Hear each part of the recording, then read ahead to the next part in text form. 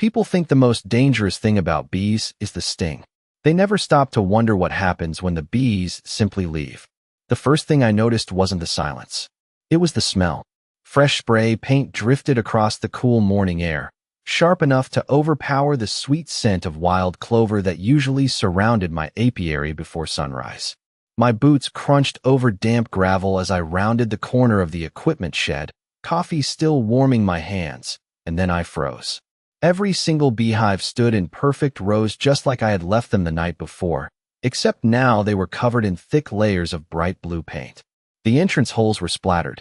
The landing boards were stained. Tiny flecks of dried paint covered the grass like confetti after a parade nobody wanted.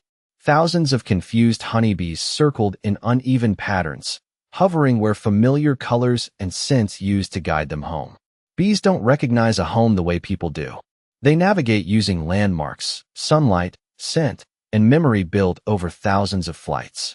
Change enough of those signals overnight, and even the hardest working colony can lose precious hours trying to find its own front door.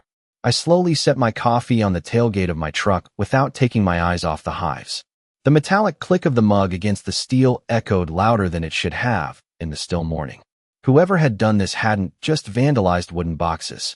They had disrupted an entire living system. I already knew who was responsible before I even noticed the faint white tire tracks leading toward the neighboring subdivision.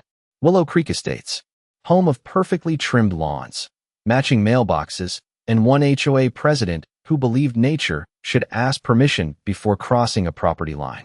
Her name was Linda Ashcroft, 53 years old, always dressed like she had just stepped off a country club tennis court, always smiling the kind of smile that never reached her eyes. For 6 months, she had insisted my bees were lowering property values. Never mind the fact that my family had kept hives on this land for nearly 40 years. Never mind that local orchards, pumpkin farms, and backyard gardens depended on the pollination contracts I managed every spring. According to Linda, bees didn't belong near expensive homes. They belonged somewhere invisible. She had already filed complaints with the county. She had demanded inspections. She had mailed violation letters that carried no legal authority beyond the gates of her HOA. Every attempt ended the same way. The inspectors found healthy colonies, clean equipment, proper setbacks, and full compliance with every state regulation. Each time she lost, her smile became a little tighter. Each month the complaints became stranger. First she accused my bees of chasing joggers. Then she claimed they were damaging luxury vehicles. Last week she insisted they had intentionally gathered around her backyard fountain to intimidate residents. I wish I were making that up. Standing there that morning, surrounded by the smell of paint and the restless hum of disoriented colonies, I realized she had finally stopped pretending this was about community standards. This was personal now. I reached into my pocket, unlocked my phone, and quietly opened the security camera app. The loading icon spun across the screen while another confused wave of bees circled above the painted boxes. I remember thinking one simple thing before the first frame appeared. Linda believed she had just won. She had absolutely no idea. She had just started a chain of events that nature had been patiently waiting to finish. Ethan Brooks, 42 years old, third-generation beekeeper. That is the shortest way to describe me, but it barely scratches the surface of the life my father and grandfather built long before Willow Creek Estates appeared on any county map. My family bought these 28 acres in eastern Tennessee in 1978, back when this valley was mostly cattle pastures, apple orchards, and gravel roads that disappeared into rolling hills. Long before luxury homes, decorative fountains, and neighborhood newsletters, there were rows of white wooden hives humming beneath towering oak trees. Some children grew up hearing traffic outside their bedroom windows. I grew up listening to 30,000 wings, greeting the sunrise. My grandfather used to wake me before daylight every Saturday. The air always smelled like dew, pine needles, and warm beeswax. He never rushed. He believed bees noticed everything, including impatient people. He would hand me an old smoker, gently tap my shoulder, and remind me that every hive had its own personality. Some colonies welcomed visitors. Others demanded respect. You learn the difference by paying attention instead of forcing control. My father carried that lesson into the business after Grandpa retired. By the time I finished college, we were managing nearly 400 colonies that traveled across the state each spring, pollinating apple orchards, blueberry farms, pumpkin patches, and family vegetable gardens. People often imagine beekeeping as someone wearing a white suit collecting jars of honey on sunny afternoons. The truth is far less glamorous. It is loading heavy equipment before dawn, repairing wooden boxes under the summer sun, monitoring weather forecasts every single day, checking queens, preventing disease, replacing frames, and driving hundreds of miles so crops can produce healthy harvests. Honey pays some bills, but pollination keeps the lights on. Every healthy colony represents thousands of hours of careful work that most people never notice because they only see the flowers afterward. After my parents passed away within 3 years of each other, I stayed. Friends asked why I never sold the land while property values exploded around me. The answer was simple. You do not sell memories measured in generations. My father planted every tulip poplar along the western fence. My grandfather built the original honey house with his own hands. Even the old red pickup parked beside my barn still carried scratches from hauling supers during harvest season decades ago. Every inch of this place reminded me that some things are worth protecting even when nobody else understands their value. When Willow Creek Estates broke ground less than a mile away, I honestly believed we could be good neighbors. I attended community meetings. I answered questions about honeybees. I even hosted free educational tours for local schools and families every spring. Most visitors left smiling after watching worker bees return with bright yellow pollen baskets hanging from their legs. Children usually fell in love with the hives long before their parents did. Unfortunately, not everyone came looking for understanding. Some people only looked for something to control.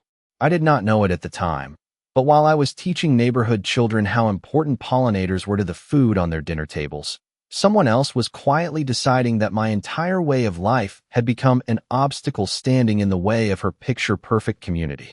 The first time I met Linda Ashcroft, she arrived wearing spotless white tennis shoes that somehow never collected dust, even though she insisted on walking across my gravel driveway instead of using the paved path. A pair of oversized sunglasses rested on her head, a leather folder was tucked neatly beneath one arm, and a cloud of expensive perfume reached me before she did. She smiled politely, but there was something rehearsed about it, the kind of smile that belonged in real estate advertisements instead of genuine conversations. She introduced herself as president of the Willow Creek Estates Homeowners Association and congratulated me on maintaining such a charming country property. Then, without taking a single breath, she asked when I planned to relocate my bees somewhere farther away from the neighborhood. I actually laughed because I thought she was joking. She did not laugh back. Instead, she explained that several residents had expressed concerns about safety, appearances, and what she called future property appreciation. According to Linda, luxury communities attracted a certain kind of homeowner, and beehives did not fit the image they wanted to promote. I calmly pointed toward the wildflower fields beyond my barn and explained that my apiary had existed decades before the subdivision was even designed. I also reminded her that Tennessee law allowed registered apiaries on agricultural land, and that every colony was regularly inspected by the state. She nodded while pretending to listen, but I could already tell facts were not going to change her mind. Over the following weeks, she became impossible to ignore. Every Monday seemed to bring another neatly typed letter into my mailbox. One week the complaint claimed excessive insect activity near walking trails. The next week it alleged that the color of my hive boxes created visual pollution for nearby homes. Another letter suggested that the gentle hum of thousands of honeybees disrupted the peaceful outdoor experience for residents enjoying their back patios. I read each page twice, partly because the accusations were so creative that I almost admired the effort. Still, every complaint ended the same way. County officials visited the property, measured setbacks, inspected equipment, reviewed permits, and left with friendly handshakes after confirming that everything exceeded legal requirements.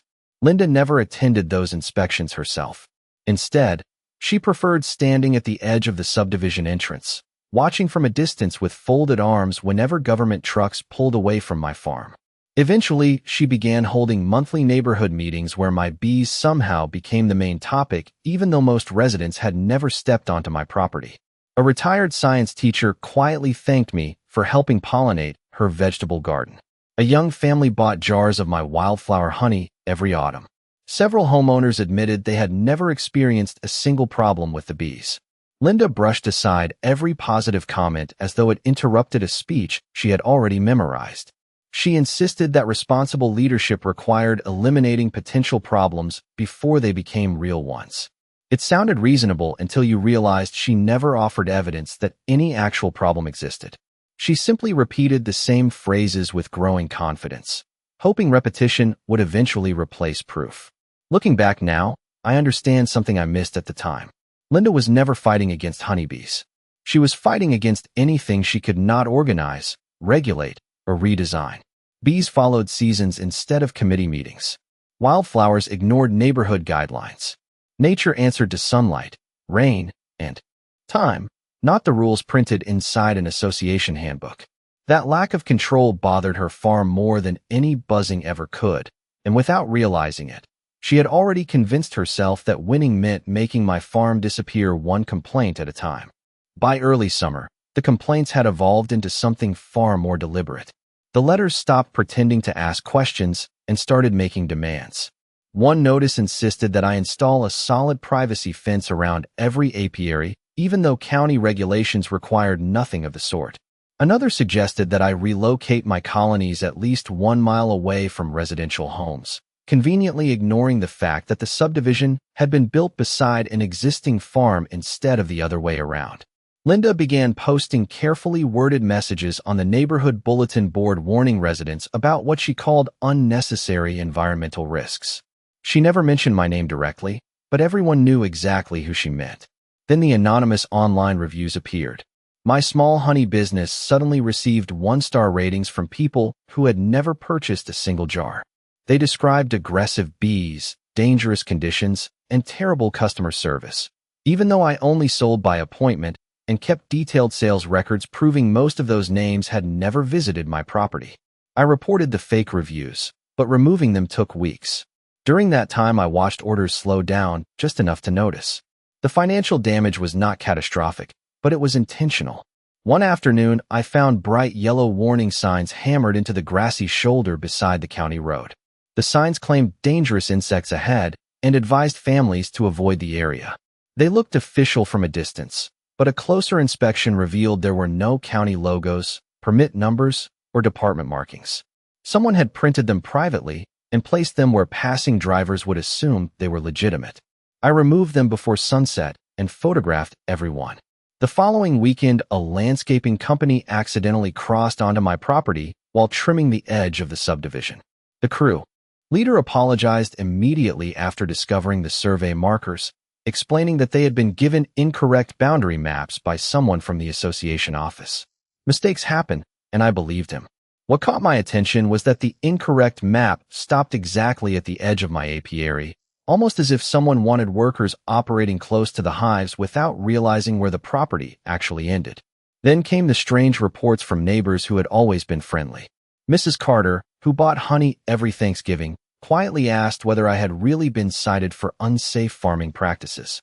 A young father wondered if the county planned to shut my operation down because someone had mentioned an ongoing investigation at an association meeting. None of it was true. Rumors had become another tool, spreading faster than facts because they sounded believable enough to repeat over backyard fences. Through it all, I stayed patient. I answered every question honestly, kept every inspection report in a neatly labeled binder, and continued caring for my colonies exactly as my father taught me.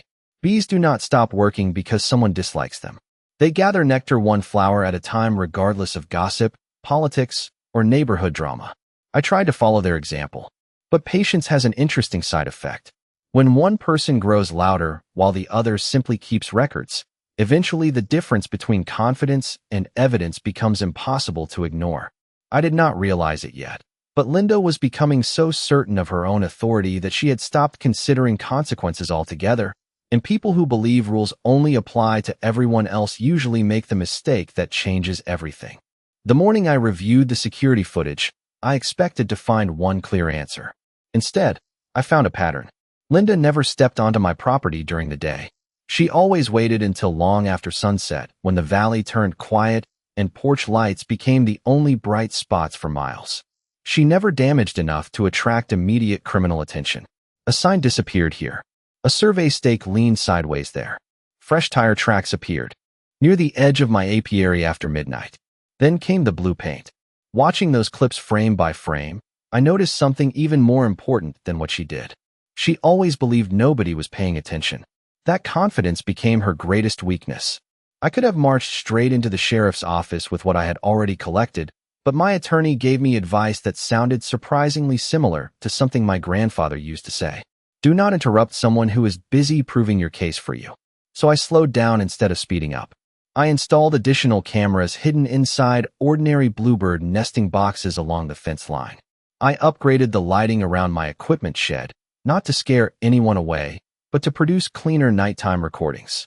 Every inspection report went into a waterproof binder. Every receipt for damaged equipment was scanned and backed up twice. I even began keeping a handwritten journal documenting weather conditions, hive activity, visitor logs, and unusual events. It felt excessive at first, but routines create clarity, and clarity eventually separates facts from opinions. Meanwhile, my bees continued doing exactly what healthy colonies are supposed to do. Every morning they streamed toward nearby orchards, vegetable gardens, and the beautifully landscaped entrances of Willow Creek estates. Honeybees do not recognize property lines. They simply follow blooming plants wherever nectar leads them. That meant the colorful flower beds Linda proudly showcased in every community newsletter quietly depended on thousands of tiny workers leaving my farm each day. I doubted she had ever considered that connection. Most people admire flowers without thinking about how they arrived there in the first place. During one county agriculture meeting, I happened to chat with a horticulture specialist who mentioned something fascinating. The decorative gardens throughout the subdivision relied heavily on flowering shrubs and fruit trees selected specifically to attract pollinators because they created brighter seasonal displays and increased curb appeal.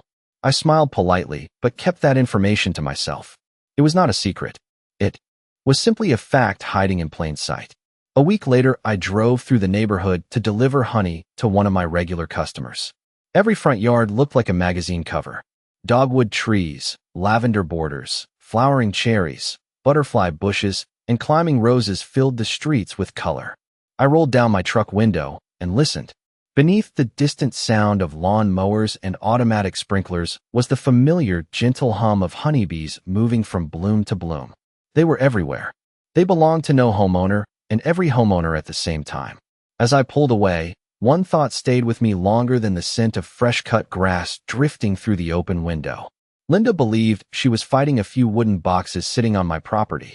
She had never stopped to realize that the real system she was challenging stretched across every garden, every orchard, every flowering tree, and every carefully maintained landscape surrounding her neighborhood.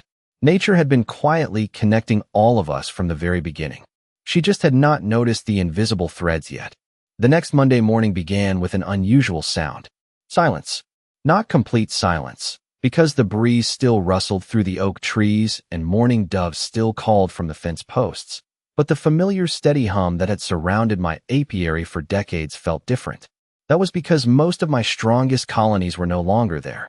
Over the weekend, I had carefully relocated them to another family-owned parcel 8 miles away, where they would spend the remainder of the pollination season working beside several commercial blueberry fields.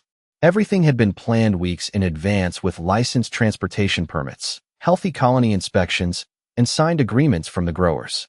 There was nothing unusual about moving bees. Commercial beekeepers across America relocate colonies every year to follow blooming crops. What made this move different was the timing. I left behind only a handful of smaller teaching colonies near the barn for local school visits, while the production hives quietly began working somewhere far beyond the subdivision. I did not announce the move. I did not post about it online. I simply continued my routine exactly as before. Every morning, I opened the honey house, cleaned equipment, repaired wooden frames, and organized supplies while my cameras continued recording every entrance to the property. 3 days later, I drove past Willow Creek Estates on my way back from delivering equipment, and something immediately caught my attention.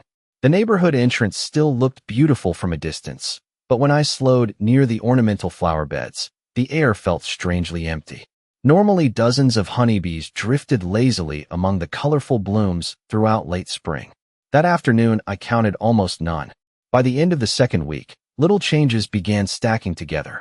The flowering crabapple trees held fewer developing fruit clusters than usual.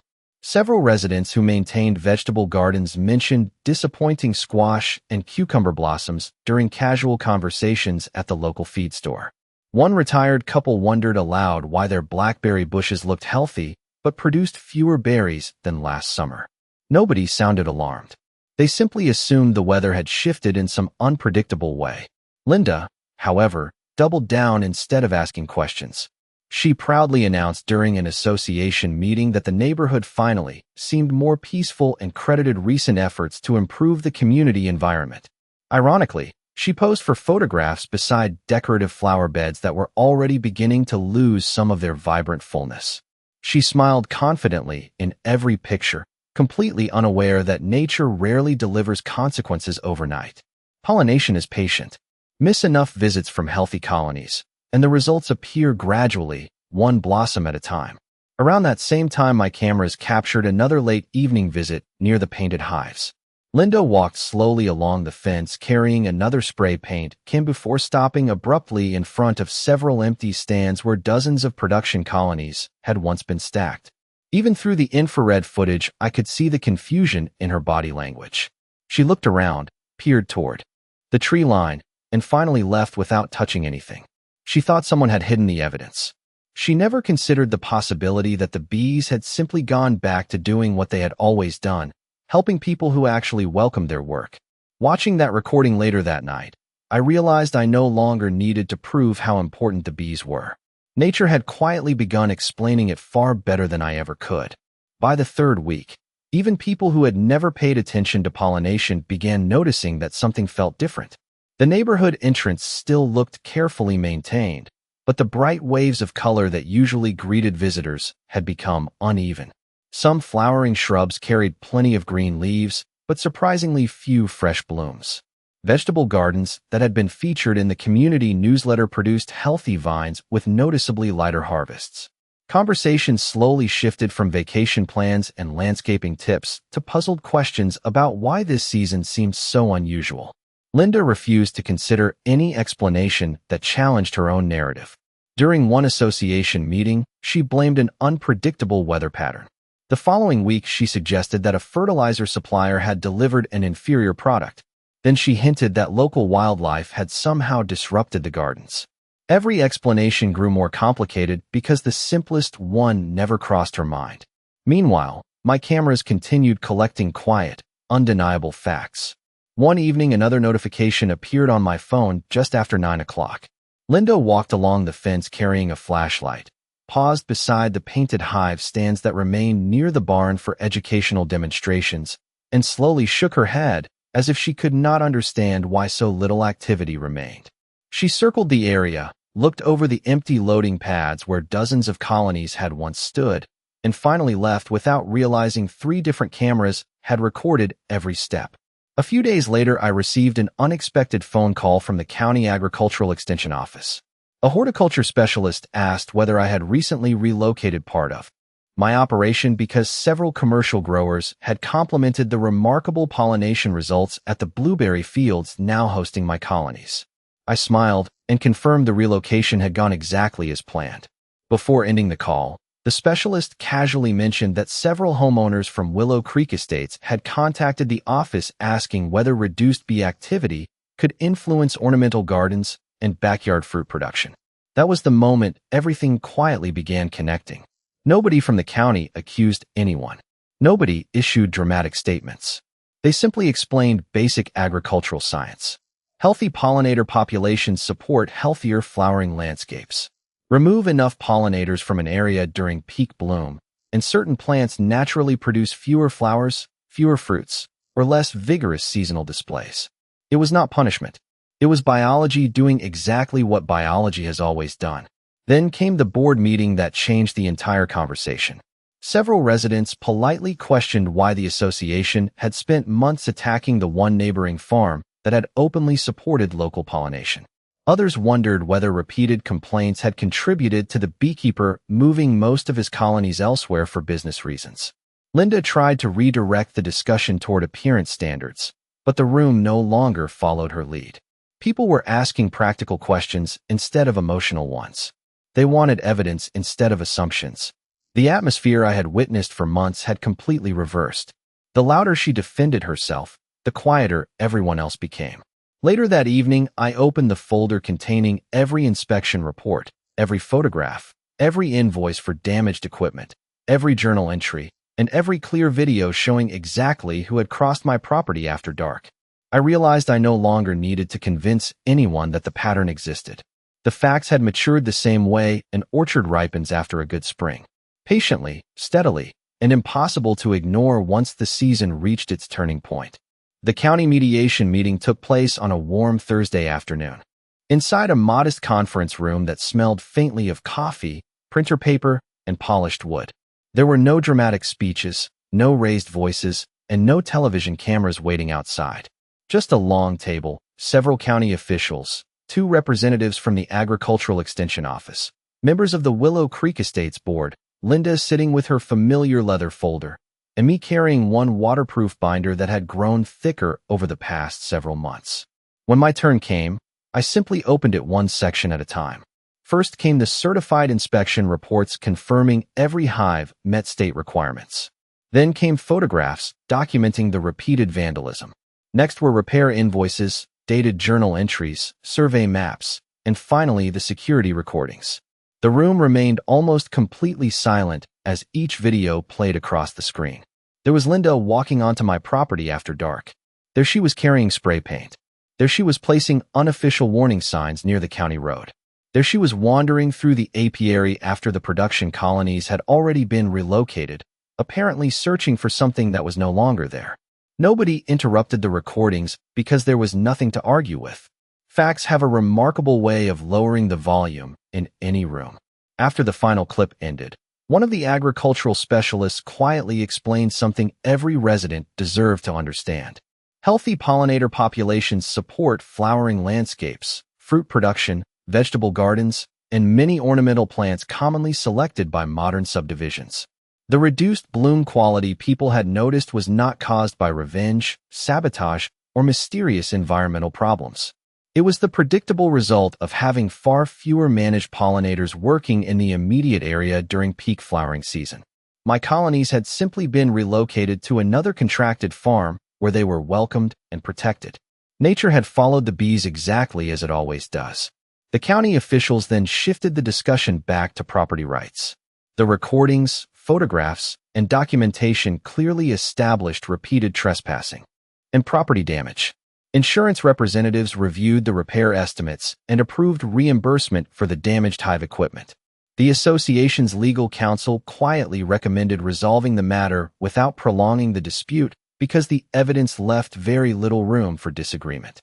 Over the following month, the Homeowners Association adopted new policies requiring board approval before submitting complaints involving neighboring agricultural operations.